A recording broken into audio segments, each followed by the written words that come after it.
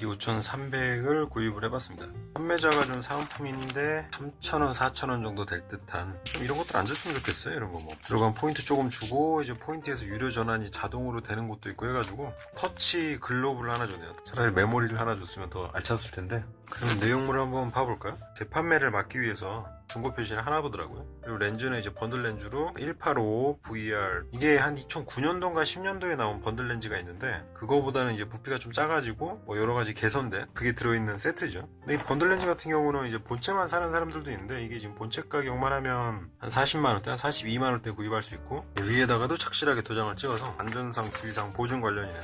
서비스 보증서에 역시 뭐 도장 같은 거 찍혀 있고, 사용 설명서가 좀 투박하군요. 저기 캐논이나 이런 것들은 약간 책자처럼 잘 돼 있는데, 얘는 가운데 호치켓으로 박아 있는.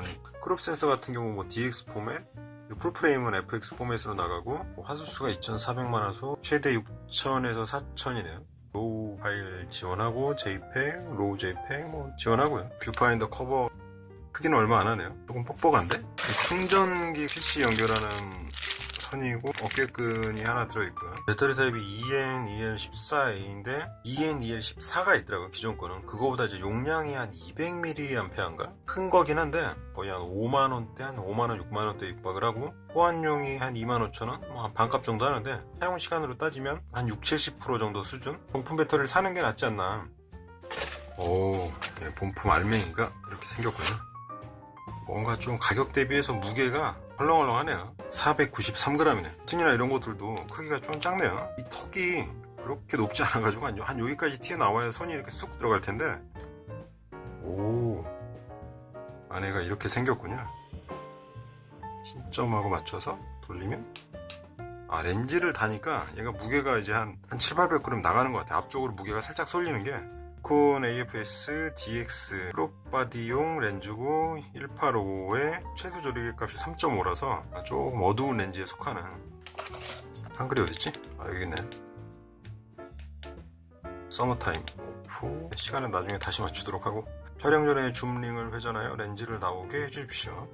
이렇게 해주면 셔터 스피드 매뉴얼 모드에 4000, 조리개값 3.5. 오, 여기 이렇게 표시되니까 이게 좋네요. 이상 니콘 D5300을 박스 개봉을 해봤습니다.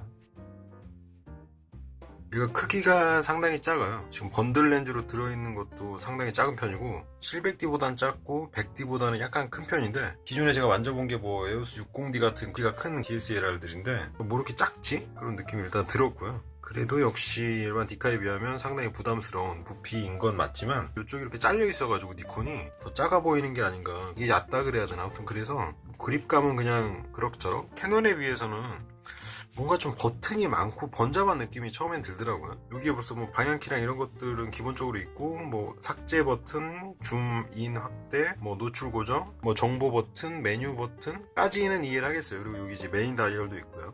그리고 위에 모드 다이얼, 라이브 뷰랑 뷰파인더랑 전환하는, 위를 딱 봤을 때 이쪽에 이제 노출 버튼이 또 따로 있고요. 녹화 버튼 있고, 그리고 여기 또 무슨 인포 버튼이 있고, 그리고 온오프 버튼은 이쪽에 있고요. 이 앞에 보면 여기 후레쉬 버튼 있고, 펑션 키가 하나 숨어 있고, 캐논으로 치면 드라이브 모드, 얘로 치면 단사, 연사, 타이머 촬영을 할 수 있는 버튼이 있는데, 이 버튼 하나에 기능 하나를 부여해가지고 너무 많은 버튼을 만들어 놓지 않았나. 근데 물론 쓰다 보니까 나름 편한 것도 있더라고요. 이 FN 기능키 같은 경우는 기능을 바꿀 수가 있어가지고, 뭐 HDR을 부여한다든가, 뭐 브라켓팅, 노출, 뭐 감도 이런 걸 부여해가지고 얘를 누르고 있는 동안 메인 다이얼을 돌려서 바로 변환할 수 있는 그런 기능이. 이거 스테레오 마이크도 음질도 뭐 썩 괜찮은 편이고, 그리고 이제 번들 렌즈 같은 경우는 점이 붙어 있는 것 같은 뭔가 그런 느낌이긴 한데, 그냥 표준 줌렌즈 정도의 성능은 나오는 것 같아요. 얘가 지금 에오스 60D에 탐론 1750, 중고가 가격이 얘랑 거의 비슷해요. 얘도 본체만 하면 한 40만원 정도 구입할 수 있고, 얘도 중고로 몸체가 한 36만원, 35만원 정도 하니까 기능으로 따지면 얘가 더 낫겠죠. 무게가 얘가 한 700g, 800g 정도 될 거예요, 본체 무게가. 옆에 이 두께는 비슷비슷한 것 같은데, 위쪽에 이런 기능 버튼 같은 거. 근데 700D는 60D보다 오히려 버튼 인터페이스는 조금 떨어지는 것 같긴 하던데, 에오스 같은 경우 얘는 좀 투박한 느낌? 뭔가 작고 장난감 같은 느낌? 물론 이제 에오스 700D도 얘보다는 부피가 줄었기 때문에 이거랑 비슷한 느낌일 거라고 생각은 되지만, 얘는 지금 오두막이라고 불리는, 뭐 무게나 부피로 보면 가히 압도적이긴 하고요.